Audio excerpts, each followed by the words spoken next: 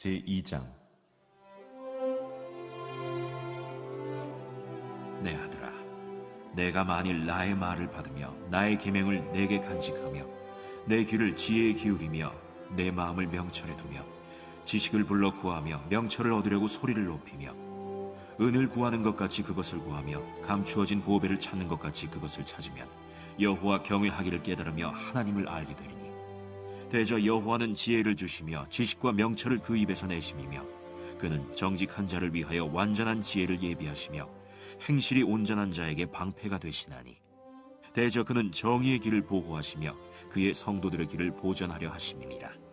그런즉 내가 공의와 정의와 정직 곧 모든 선한 길을 깨달을 것이라.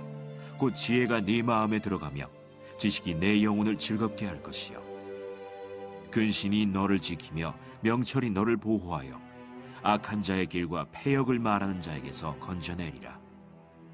이 무리는 정직한 길을 떠나 어두운 길로 행하며 행악하기를 기뻐하며 악인의 패역을 즐거워하나니 그 길은 구부러지고 그 행위는 패역하니라. 지혜가 또 너를 음녀에게서 말로 호리는 이방 계집에게서 구원하리니 그는 젊은 시절의 짝을 버리며 그의 하나님의 언약을 잊어버린 자라. 그의 집은 사망으로 그의 길은 스올로 기울어졌나니 누구든지 그에게로 가는 자는 돌아오지 못하며 또 생명길을 얻지 못하느니라. 지혜가 너를 선한 자의 길로 행하게 하며 또 의인의 길을 지키게 하리니, 대저 정직한 자는 땅에 거하며 완전한 자는 땅에 남아있으리라. 그러나 악인은 땅에서 끊어지겠고 간사한 자는 땅에서 뽑히리라. 하나님 말씀은 구약성경 출애굽기 3장 1절에서 5절 말씀입니다. 다 같이 일어나서 하나님의 말씀을 경청하겠습니다. 하나님 말씀을 봉독하겠습니다. 모세가 그의 장인 미디안 제사장 이드로의 양떼를 치더니 그 떼를 광야 서쪽으로 인도하여 하나님의 산 호렙에 이르매 여호와의 사자가 떨기나무 가운데로부터 나오는 불꽃 안에서 그에게 나타나시니라. 그가 보니 떨기나무에 불이 붙었으나 그 떨기나무가 사라지지 아니하는지라. 이에 모세가 이르되 내가 돌이켜 가서 이 큰 광경을 보리라. 떨기나무가 어찌하여 타지 아니하는고 하니, 그때에 여호와께서 그가 보려고 돌이켜 오는 것을 보신지라. 하나님이 떨기나무 가운데서 그를 불러 이르시되 모세야 모세야 하시매 그가 이르되 내가 여기 있나이다. 하나님이 이르시되 이리로 가까이 오지 말라. 네가 선 곳은 거룩한 땅이니 네 발에서 신을 벗으라. 아멘. 지난 주간에 교회 근처 공원을 산책하다가 농구장에서 학생들이 농구하는 것을 이렇게 앉아서 구경을 하고 있었습니다. 그런데 중학생쯤 돼 보이는 학생들이 열심히 농구를 하는데 그 중에 한 학생이 저에게 다가오는 것입니다. 그러면서 대뜸 저에게 같이 농구를 한 게임 하지 않겠냐는 것입니다. 3명의 학생들이 농구를 하고 있었는데 짝이 안 맞으니까 저를 끼워서 이제 2대2로 농구를 해보자는 거예요.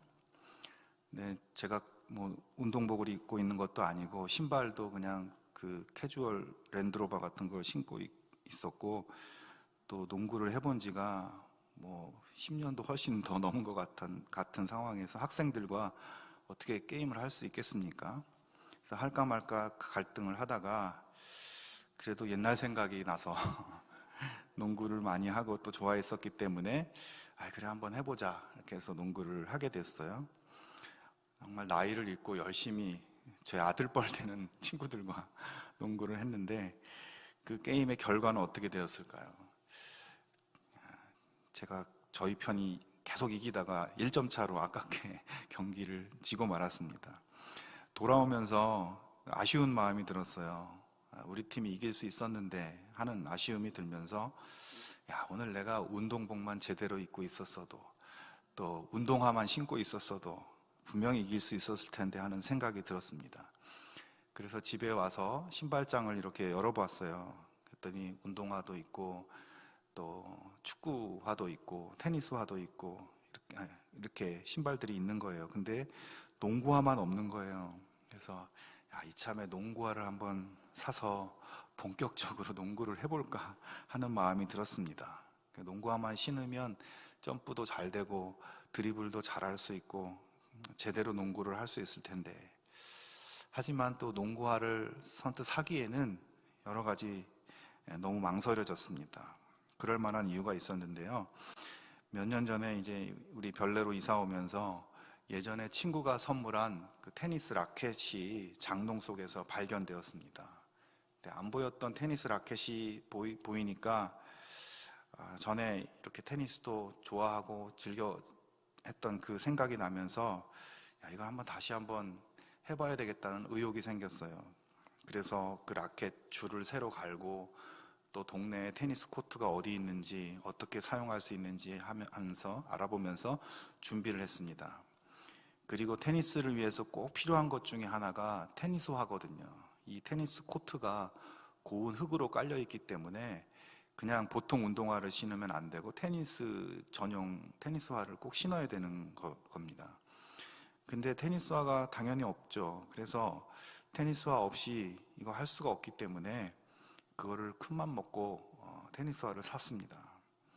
새 테니스화를 딱 신고 이 빨간 흙이 깔린 그 테니스장에서 딱 서니까 마치 내가 무슨 유명한 테니스 선수가 된 것 같은 그런 마음이 들더라고요. 그래서 이제 이 신발을 신고 정말 이제 열심히 테니스를 쳐야 되겠다. 많이 늦었지만 신나게 해봐야 되겠다. 여러분, 어떻게 되었을까요? 그날 그렇게 테니스화가 멋지게 시작은 했지만 그날 이후 지금까지 저희 집 신발장에 곱게 모셔져 있습니다. 이런 상황 속에서 농구화를 여러분 사야 될까요? 말아야 될까요? 괜히 열심히 하지도 못할 거면서 이거 사서 신발장에 모셔두게 되는 게 아닐까 주저하고 있습니다. 그래도 마음 한쪽에서는 농구를 그래도 하려면 이거를 신어줘야 될 것 같은 그런 마음도 있습니다.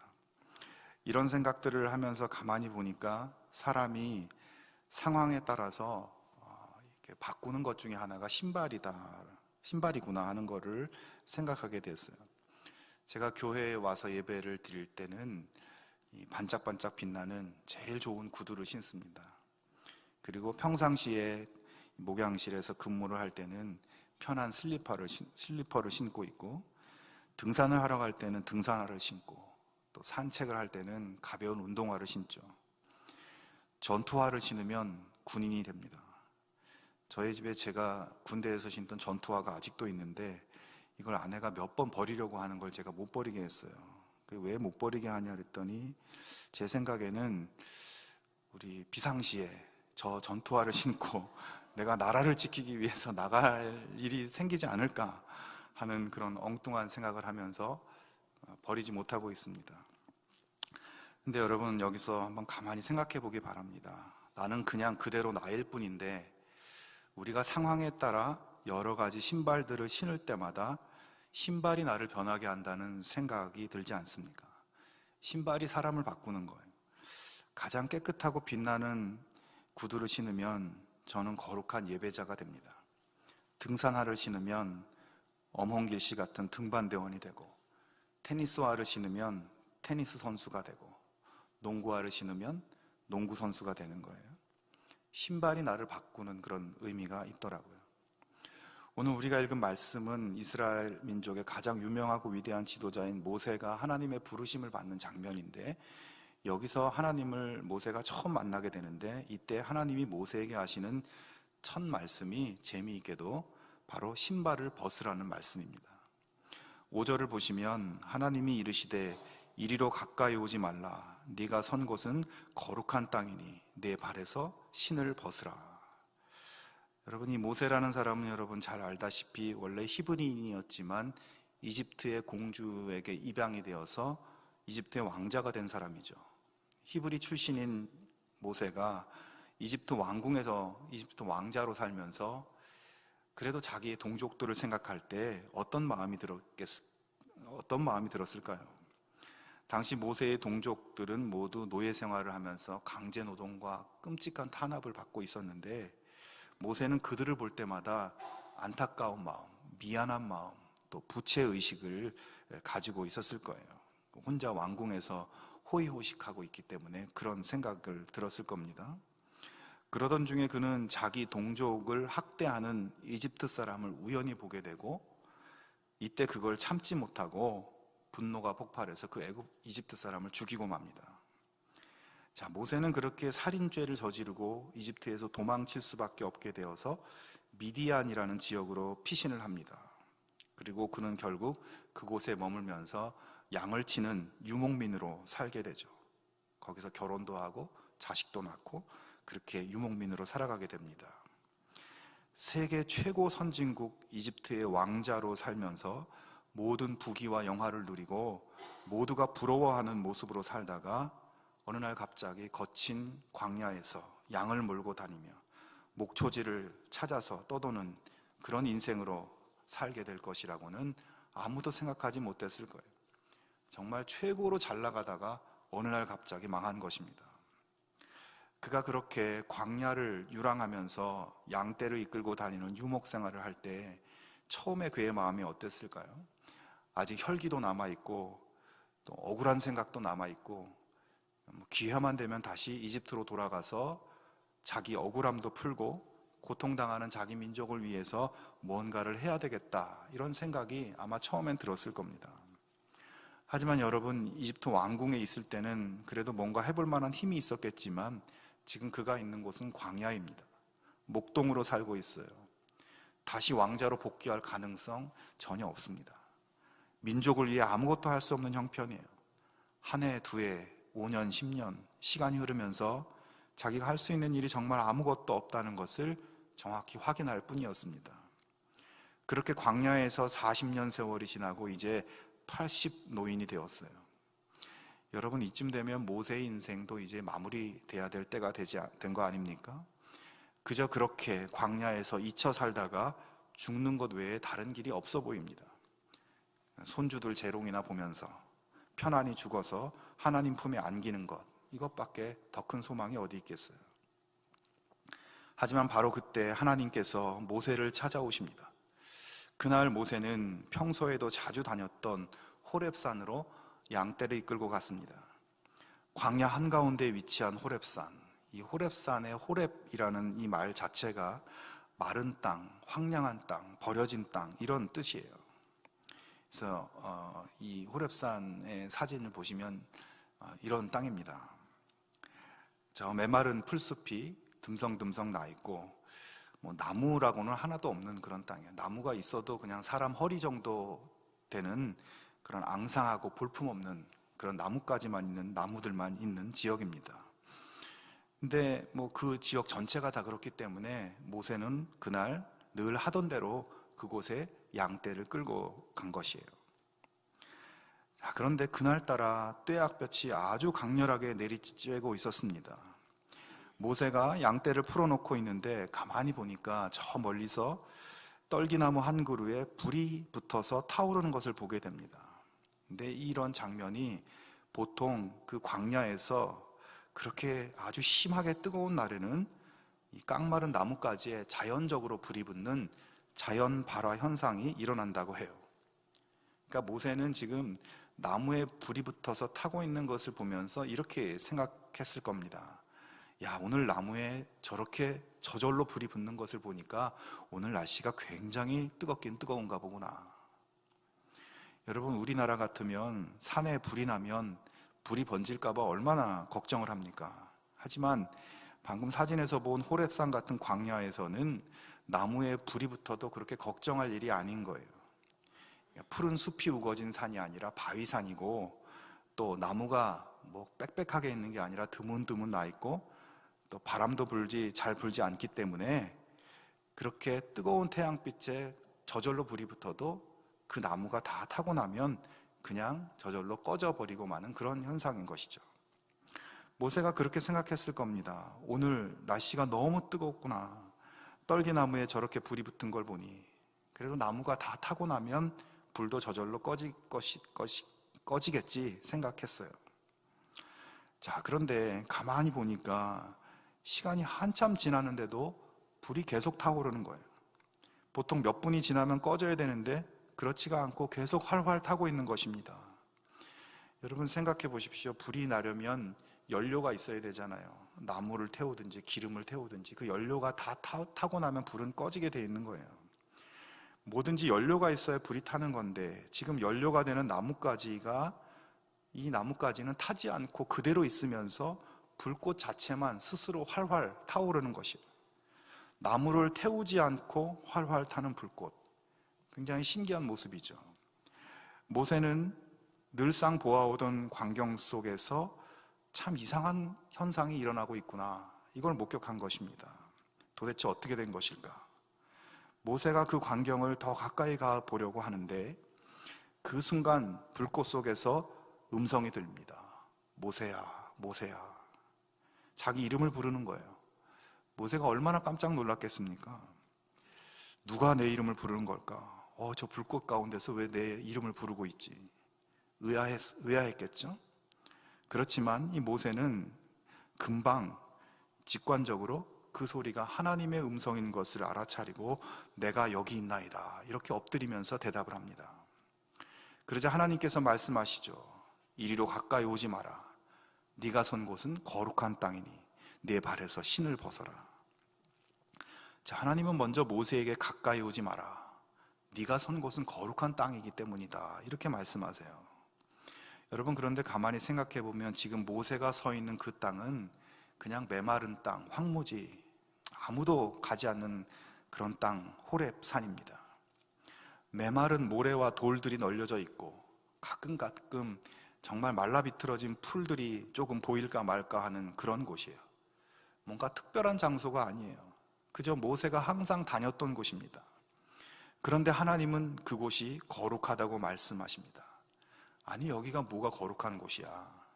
이렇게 메마르고 척박하고 생명체라고는 보이지도 않는 이곳은 거룩한 곳이 아니라 저주받은 땅이지 않은가? 이게 무슨 거룩한 땅인가? 이런 생각이 들 수 있습니다. 여러분, 지금 하나님께서 모세에게 네가 서 있는 그 땅, 너에게 평범하고 익숙한 그 땅, 정말 저주받은 것과 같은 그 땅이 거룩하다고 말씀하시는 이유는 무엇일까요? 그건 단 한 가지 이유밖에 없습니다. 거기에 하나님이 임재하고 계시기 때문입니다. 메마르고 버려진 몹쓸 땅, 그 지역에서 너무나 흔하게 볼 수 있는 땅이지만 거기에 하나님이 함께 계시기 때문에 그곳은 거룩한 땅이라는 말씀이에요. 여러분, 여기서 우리가 한 가지 깨달을 수 있는 것이 있습니다. 하나님은 우리를 만나러 오실 때 무슨 특별한 장소로 오시지 않는다는 거예요. 우리가 늘 다니던 곳, 우리가 살아가는 평범한 삶의 자리 어느 곳이건 그곳에 하나님이 임재하시고 거기서 하나님이 만나신다는 겁니다. 모세는 자신이 늘 다니던 고단한 삶의 현장에서 하나님을 만났어요. 또 하나님은 모세를 만날 때 무슨 휘황찬란한 특별한 방법으로 하지 않으셨습니다. 하늘에서 빛이 쫙 비치고 천둥 번개가 치고 폭풍우가 불고 그 속에서 하나님이 임재하지 않으셨습니다. 광야 한가운데 떨기나무 불꽃 속에서 만나셨어요. 그런데 말씀드렸듯이 모세가 본 떨기나무 불꽃은 전혀 특별한 일이 아니었습니다. 광야에서 흔히 볼 수 있는 장면이에요. 태양이 뜨거운 날 저절로 불이 붙었다가 시간이 되면 꺼져버리는 늘상 있어왔던, 그냥 지나쳐 버릴 만한 장면이었습니다. 하지만 그는 그 현상을 무심코 지나치지 않고 그 속에서 모세를 향하고 계신 하나님을 만나게 된 것이에요. 사랑하는 성도 여러분, 하나님은 우리가 가장 오래 머무는 곳, 가장 익숙한 삶의 자리에, 그리고 우리가 매일 가장 많이 하는 일을 통해 우리를 찾아오십니다. 모세가 매일 하던 일을 늘 가던 곳에서 언제나 하던 방식으로 하고 있을 때 하나님을 만난 것처럼 오늘 우리에게도 그렇게 오신다는 것이에요. 하나님을 만나기 위해 어떤 특별한 장소로 가야 되는 것도 아니고, 특별한 사람을 만나야 하는 것도 아니고, 특별한 일을 해야 하는 것도 아닙니다. 여러분의 자리에서 여러분이 하던 일을 하고 있을 때 하나님은 오십니다. 다만 그 평범함 속에 빛나고 계시는 하나님을 알아보고 가까이 갈 수 있는 그런 영적인 우리의 자세가 필요한 것이죠. 그러므로 성도 여러분, 하나님을 만나고 싶으시다면 여러분이 사는 곳에 널려 있는 떨기나무를 주목해 보기 바랍니다. 늘 같은 자리에 서 있는 떨기나무, 날이 뜨거우면 불이 붙어서 타오르는 평범한 그 모습이 보일 것입니다. 바로 거기에 하나님이 찾아오실 것입니다. 범상하지 않게 빛나는 신비한 불꽃 속에 하나님을 보게 될 것입니다. 매일 반복하고 있는, 어쩌면 지겨운 일상 속에 숨겨져 있는 거룩한 하나님, 그분을 여러분 꼭 만나실 수 있기를 바랍니다. 매일 만나는 사람들을 통해서 말씀하시는 거룩한 하나님을 발견할 수 있기를 바랍니다.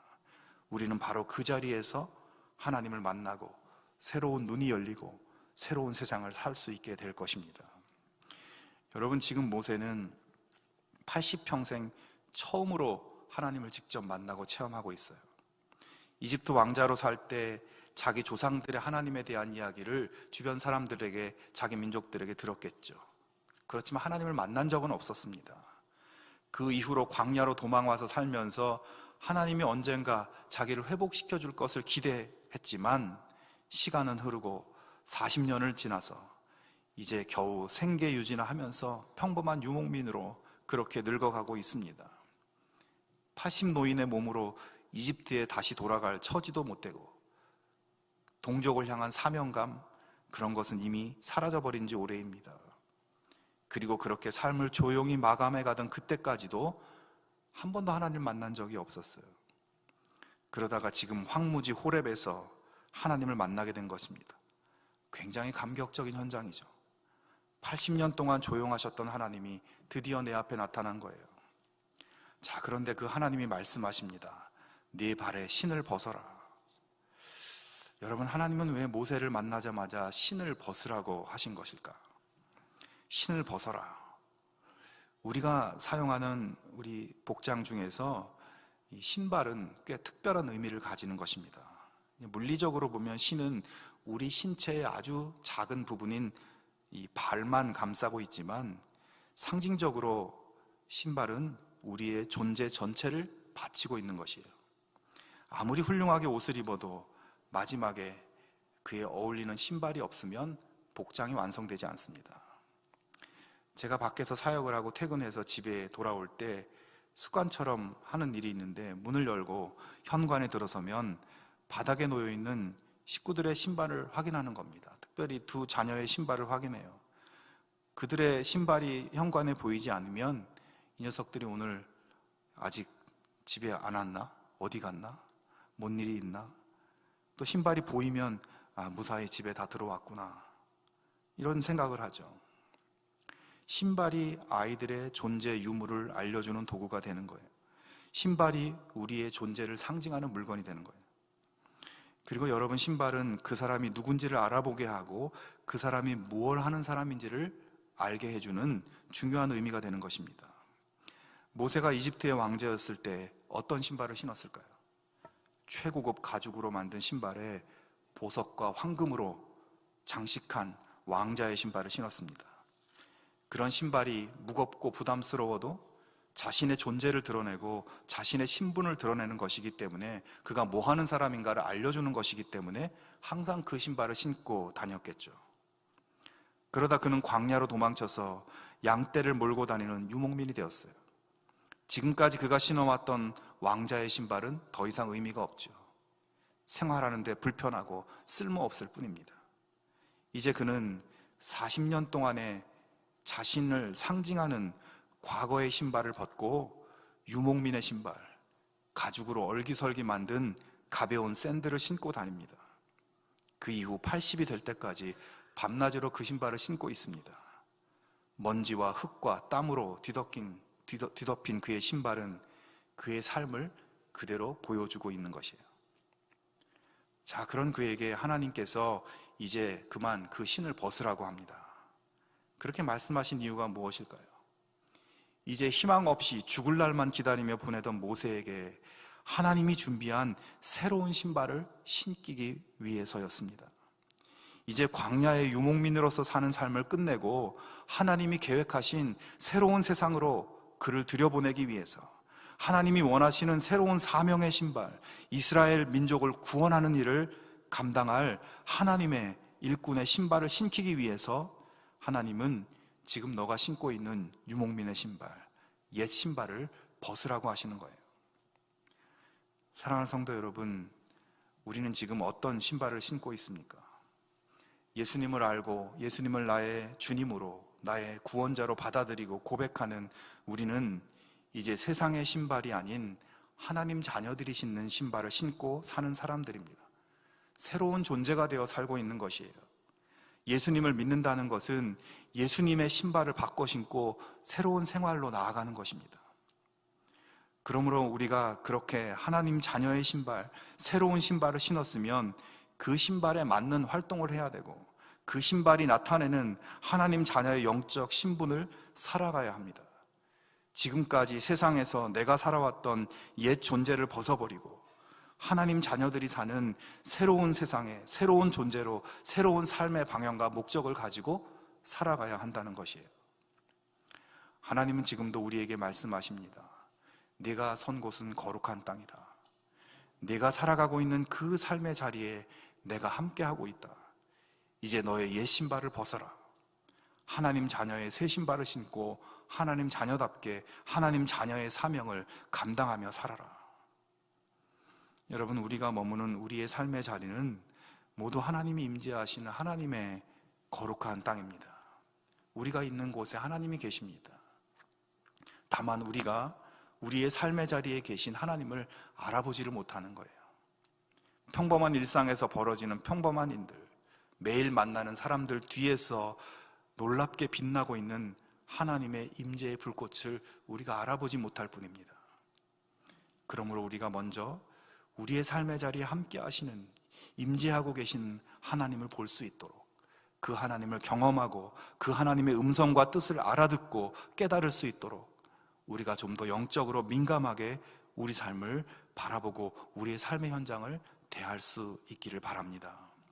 늘 있어 왔던 곳이고 늘 만나왔던 사람, 늘 지겹게 하던 일이지만 그곳에 영원히 꺼지지 않는 그 불꽃으로 임재하고 계신 하나님을 우리가 바로 알아차릴 수 있도록 영적인 시력을 여러분 회복하실 수 있기를 바랍니다. 그리고 바로 그곳에서 하나님 자녀의 신을 신고 하나님 자녀로 살아갈 수 있기를 바랍니다. 하나님은 우리에게 하나님 자녀들이 신는 신발을 신겨주시고 우리를 각자의 삶의 현장으로 보내셨습니다.